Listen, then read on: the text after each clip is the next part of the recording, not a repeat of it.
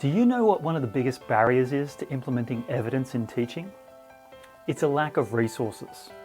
And research from the Monash University's Q project shows that educators are far more likely to implement evidence in their teaching practice when resources are succinct, easily accessible, contextually relevant, original, and that they come from a range of credible sources.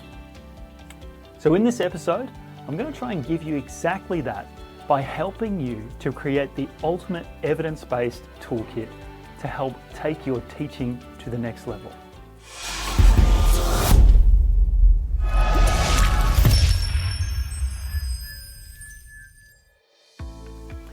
G'day and welcome to the Powerful Learning Community. My name's Luke Rowe and I am a university lecturer and researcher who specialises in evidence-based teaching and the science of learning. And in today's episode, we're going to take a deep dive into a range of resources that are going to help you build up the ultimate teacher toolkit based on evidence-based strategies. Specifically, I'll take you on a bit of a whirlwind tour through some of my favourite websites, resources and reports and articles, as well as books and even podcasts that we can look into from credible sources and authorities on the science of learning. We'll begin by looking at some of my favourite books on the science of learning. And the first book that I want to recommend is Make It Stick by Peter Brown, Henry Roediger, and Mark McDaniel. This is the book here. I highly recommend this book. It's a classic in the science of learning. And one of the best things about it is that it's really big on evidence without being too banal or dry in the way it's written. So there's a whole variety of ideas and principles that are really entrenched and emerging from high quality research from the science of learning, but they're all cloaked in fantastic examples, practical examples, and anecdotes right throughout the book. I wouldn't quite call it a one-stop shop for learning, but it's kind of close to that. And while the book does a great job of sorting fact from fiction, and it does provide a bit of a balance on various topics, I think it could have done a little bit better of providing more critical insights on some of the big ideas that it tends to confront in the book.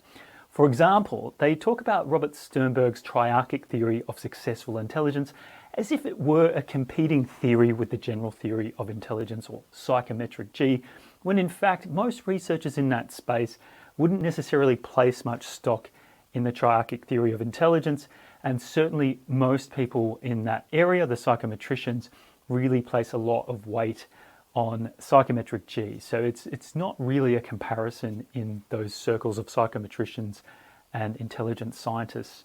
Another one of those topics that tends to fall under that contested rubric is this idea of growth mindset. And they speak about it again as if it's sort of taken for granted that it's validated as a theory, when in fact it's highly contested, even dubious at best. And I think there are a lot of people who look upon the theory of growth mindset with a lot of cynicism, and I personally think rightfully so. With that being said, I'd still highly recommend this book because it's jam-packed with a whole repertoire of principles from the science of learning, and it's all packaged in this nice, compelling narrative because it's written not just by a learning scientist, but by a science writer, Peter Brown. And so he does a very good job of bringing all these disparate theories together in a coherent manner. Now, the second book that I'm going to recommend is called Understanding How We Learn. Now, it's by Weinstein, Sumeracki, and Caviglioli. It's from 2018, and it's full of teacher and student-friendly language about 6 key strategies that they've taken out of the science of learning principles from various reports. I've got it here. It's a fantastic book, and I think what's really unique about it, if you can see here, is that it's got lots of pictures, and it's an illustrated guide to the science of learning and those 6 key strategies in there. So if you're the sort of person who loves to conceptualize things and complex topics in imagery, then this book is for you. I found it really interesting. It talks about things like spaced practice, interleaving, retrieval practice, elaboration, concrete examples, and dual coding. So they're the 6 strategies that they look into from the science of learning. Personally, what I like most about it is that it's backed by strong scientific research from highly credible researchers in the field of the learning sciences. But at the same time, it's very practical. So it's practical not just for teachers to implement strategies in the classroom, but also for students. So anyone who's interested in learning, teachers and students, can pick this book up and easily implement it in their classroom or their own study experience. One of the downsides of the book, however, is that you look at these 6 strategies and you sort of come away from it thinking, where do I begin? Because which of the 6 is the best way to start? And unfortunately, the book doesn't really provide evidence for the reader to adjudicate their judgment around where to prioritize their time and efforts in terms of where they'll get the best return on investment when they invest in one of or a couple of those 6 strategies. However, nevertheless, it's a small grievance. That's more of an academic grievance that I have with the book. Otherwise, it's a fantastic book, and I'd still highly recommend it if you're in a K-12 teaching setting or if you're interested in improving your own learning experience. The third and final book that I'm going to recommend is from my friend and colleague, Dr. Jared Cooney-Horvath. It's called Stop Talking, Start Influencing. And this book explains 12 highly credible insights from the science of learning that won't just help you with your teaching or with your learning, but he looks more broadly at things that are going to help with effective communication so that you make a lasting impression on your audience. So I think that's why it's talking about not just learning, but influence more generally. And again, lots of pictures throughout this book, lots of diagrams, lots of funny memes and things like that. He's got a great sense of humor, and that tends to show in the book. One of the things about this that's really cool is that it's playfully written, and there's a lot of thought experiments punctuating the content and written content throughout this book, questions, illustrations, and provocations along the way. So you find yourself reading it and very much interacting with the material. So it's not really a passive read where you can sit there and flick through the pages, read the words, and walk away unchanged. It's impossible to read that book and walk away unchanged.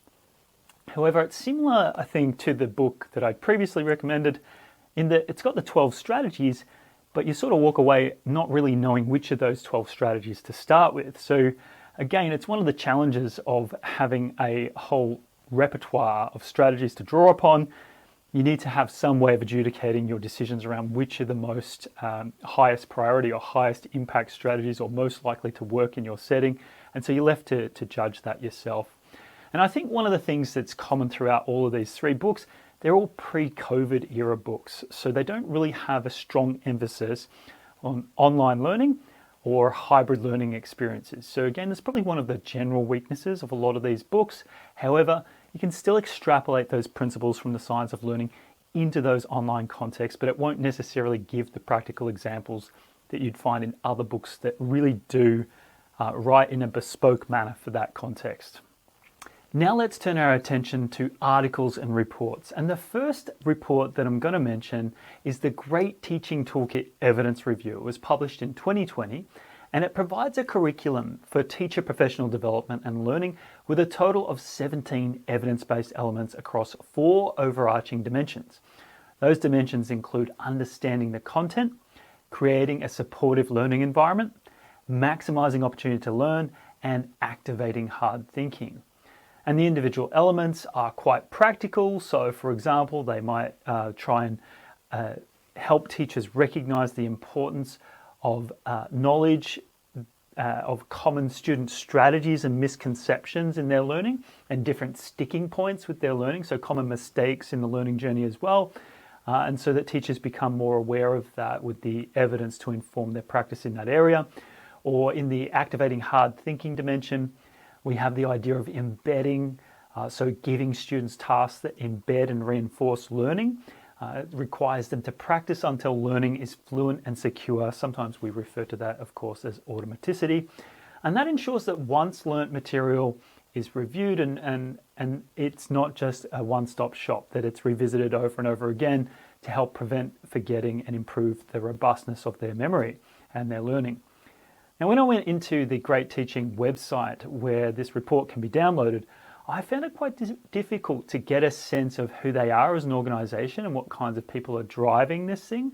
One thing that I did come across, though, is that they have links to the Educational Endowment Foundation, and there's also Professor Robert Coe, who is perhaps one of the founders of this website, the Great Teaching website. It's also got the Cambridge University stamp of approval.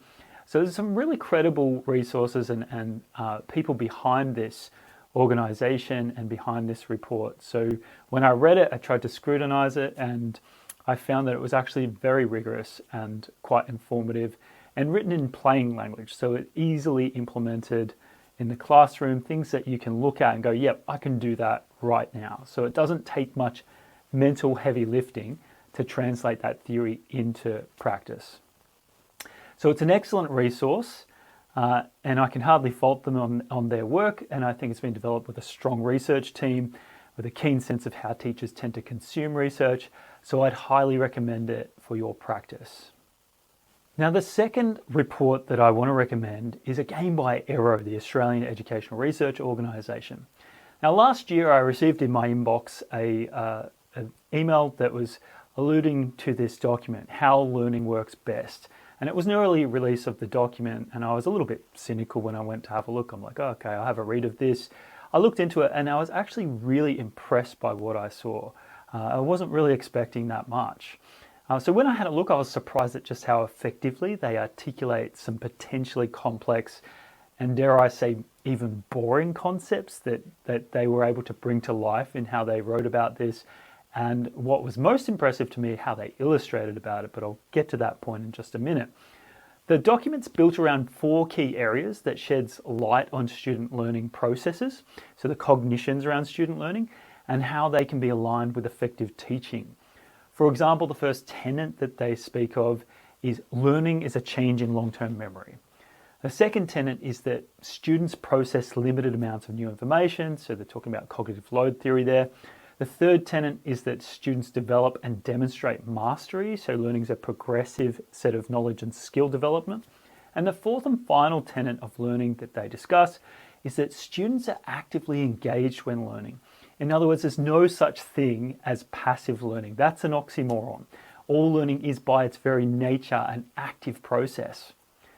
And one of the ways they tend to capture the interest of the reader is through these superb illustrations and diagrams. So let's get to that now. This diagram in particular that you're seeing on screen is a representation of John Sweller's cognitive load theory, which tends to be all the rage with educators at the moment. And I've seen a lot of diagrams attempting to explain this theory in a succinct and perhaps a reliable manner that is true to the original theory, but I don't think I've seen any that have done it as well as this representation in the current document.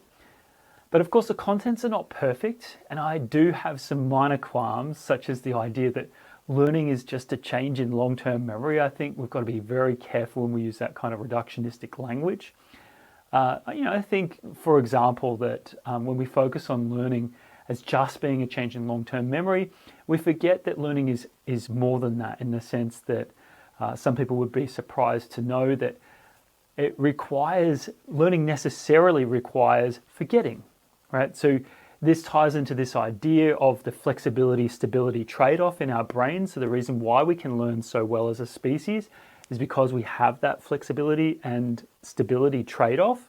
And there's a really important balance there to recognize. And so forgetting does support learning contrary to our intuitions. The other thing I think that's really important there is that learning is not just an individualistic pursuit, but it can be extended into our surroundings. It's not just what happens between our ears, it's what happens around us. So for example, we can extend our mind into areas of the environment with computers and mobile devices and note-taking pads that can help scaffold our memory, and not just these innate devices or inanimate objects, but the people around us as well. So we can help pool our memory in a collective memory setting and use one another as great resources for learning. And when we talk about learning as just a change in long-term memory in our own heads, it kind of misses that point. So if that's something you're really interested in, you can look at the work of David Chalmers, who talks about extended mind theory on that. Other than these, this is just an academic qualm. So it's no really big deal. It's not a deal breaker for reading this report. It's still an excellent report, but it just got me thinking around those lines about the risks that we run when we use reductionistic language there. Nevertheless, I'd highly recommend you check out that report. Again, if not for the contents, for the illustrations, they're fantastic. And I really love what AERO are doing with their work there. The third and final article that I'd like to recommend that you read is by John Dunlosky. He's a world-class learning scientist, and he's definitely one of my academic heroes. In fact, I've got a couple of books behind here that he's written, so I really enjoy following his work. Now, he wrote an article back in 2013 for the American Educator entitled Strengthening the Student Toolbox. And in this article, he goes through 10 learning strategies, and he discusses the scientific evidence both for and against their use in various learning settings, not just schools. And what's really nice about the article is that it's easy to read and it's freely accessible to the public, unlike a lot of academic articles that are hidden behind paywalls. They sit there and not many people get to read them because of that. It's also not a technical read. It's accessible language, as I said, so everyone can read it and come away with a deeper understanding of what those strategies are. Now, it doesn't just present a shopping list of 10 strategies, but what's unique about this, in my view, is that it helps us prioritize which of those strategies are more and less likely to have a profound impact on the learning of people in classrooms and in our own independent learning settings. For example, they rank these things, these 10 strategies from most to least effective on various domains, and find that distributed practice and practice testing, or the practice testing effect, tend to work well under most conditions and in most domains of knowledge, while summarizing and highlighting tend to fare relatively poorly. Which is not to say that these things are bad, but that often you're better off spending your time engaging in distributed retrieval practice, perhaps even incorporating some interleaving into those things. They've also got an original research article that is more technical that sits behind John Dunlosky's article. He's also the lead author on it. So if you Google that, you can also get the technical meta-analyses and information on that, the background research that substantiated that article. But I highly recommend you check it out. It's a fantastic read. Now let's turn our attention to 3 must-explore websites for those of us who want to put some evidence into our educational practice. Now, the first of these websites comes from the Educational Endowment Foundation, and in particular, it's a subcomponent of their website called the Teaching and Learning Toolkit. And one of the things I absolutely love about this website is that it has literally hundreds of studies summarized in a succinct and accessible form, and even better than secondary data and reviews, the website actually provides evidence from dozens of large-scale and original classroom-based evaluations that have been conducted by the EEF and their research partner schools in both England and the broader UK setting. In my view, one of the most helpful things about this website is the way it allows you to filter educational interventions based on 3 key parameters that you can toggle around on the website, including the size of the effect of the academic achievement on the students, the credibility of the finding in terms of the quality or strength of the evidence that we're dealing with in support of that intervention, and the economic cost of the program. So it's extremely helpful insofar as it supports your decision-making process in relation to whether you would adopt that intervention or not. Not just for individual teachers, but for administrators and school leaders as well, who face those bureaucratic decision-making processes. Now, the second website I'd like to recommend you to take a look at is the Works Clearinghouse from the Institute for Educational Sciences.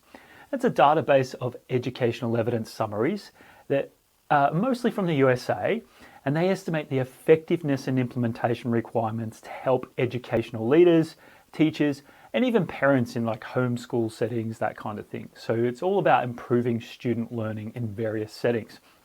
And in my mind, it's a bit of an analogue to what the Educational Endowment Foundation is to the UK education system, the Works Clearinghouse is to the USA education system. One of the things I enjoy most about this website is that they're also an excellent resource for researchers and those of us who want to geek out on research-based methodologies and new data analysis techniques in education. For example, they go to really impressive lengths to generate accurate estimates of research credibility of effect size estimates and the trustworthiness of research. So they're they've got levels of quality that they impose on how they analyse and evaluate the strength of the evidence that they're dealing with. The third and final website that I'll recommend is from my own local jurisdiction here in Melbourne, Australia, and that's the Australian Educational Research Organisation. And unfortunately, Australia has been late to arrive on the scene when it comes to establishing an evidence-based website for Australian educators to draw upon. But AERO, as they're known, are certainly making up for this by pumping out dozens of guidelines, reports, and they're even doing some of their own original research and partnering up with various universities to do that. So they've become really impressive, and I think the group of people who are driving that are doing a fantastic job. They've only been around for a few short years, but they're already establishing themselves and making a great presence in Australia and beyond, insofar as making evidence accessible for educators. And to their credit, most of the major bodies of work that they've done have emerged from what I would consider to be a consultative process with educators. So whenever we see these principles of co-design informing the research process, where research is informed by problems of practice by the end user, the teachers, we know good things happen in that kind of dynamic. So, they're really impressive in the way that they're aligning their research to problems of practice to help it be more relevant to teachers. So I can't wait to see what this organisation does and the content they put out in the next 3 to 5 years. So I'm feeling very auspicious about that. Now we're at the final leg of our journey where I share my favourite podcasts with you. And the first of these is the Learning Scientists podcast, which is by the same group of scholars who wrote the visual guidebook that I mentioned at the beginning of this episode on understanding how we learn. Now, the reason I like this podcast is first and foremost because it's hosted by a bunch of incredible learning scientists who really know their stuff. They know their science very well. They've also been established for several years, so they've developed a fairly large and respectable body of material that will undoubtedly give you lovers of learning hours of joy. That certainly has done so for me. One of the only potential downsides, however, is that it's very US focused on its content. So if you're a global citizen like me, you're not directly involved in the US education system, then some of the issues around culturally distinct topics won't necessarily cater directly to your interests, but that's really a minor aspect. The vast majority of their material is globally orientated and globally relevant. So it's got great content that won't leave you wanting. So do give it a try and see if you have some episodes that really float your boat. I highly recommend it, the Learning Scientists podcast. The next podcast I'd recommend is the Education Research Reading Room by my fellow compatriot and Australian educator, Ollie Lavelle. He aims to bring listeners into the room. So you're invited into his educational evidence reading room with him as he interviews inspiring educators and educational researchers to discuss issues relevant to topics about teaching and learning. And one of the best parts about Ollie is that he's a practicing educator, and he brings that as a strong flavour into his line of questioning, and he communicates that very effectively with the end users that he's aiming to empower, which are teachers who are trying to apply evidence in their practice. So be sure to check it out. It's an excellent podcast, and when you've got a few moments where you're walking the dog or you want to sort of lower the tempo if you're stuck in traffic and not get so angry, put that podcast on and you're going to feel fascinated about the content that he covers. I highly recommend it. The final podcast I'd recommend that focuses on the science of learning and teaching is called Teaching in Higher Education, or Teaching in Higher Ed, which is hosted by Bonnie Stackowiak. I hope I said that right. Now, her podcast has been running for years, so she's got hundreds of episodes. There's a real eclectic mix of topics, a range of topics, and that can be about your conventional topics like quality teaching and instructional practices, but it can also diversify into sort of niche topics around embracing educational technology in both blended and online learning environments. So there's really a mix for everyone there. The generalist and the specialist interests really shine through the content here. Now, it would be remiss of me if I didn't mention my own podcast, the Powerful Learning Podcast, which is all about the science of learning and evidence-based teaching. And while I haven't been doing this podcast for very long, The hope is that over time, over the next few years, I'm going to cover a broad range of topics, and the content will be a rich repository of evidence for you. Things that I really enjoy and that I'll continue to explore range from cognitive ability and intelligence, team-based learning, group-based learning, trauma-informed pedagogies, biases in learning, and all the cognitive science aspects there. That's just the flavor that I want to bring to it. But we'll also dabble in a whole lot of wider ranging topics to do with the philosophy of education as well, which was a recent podcast that we did with Dr. Kylie Kerr-Trask. You can check that out on my Spotify page or Apple Podcasts, or even directly with my Buzzsprout page. And I'll leave some links in the show notes for you if you're interested in that.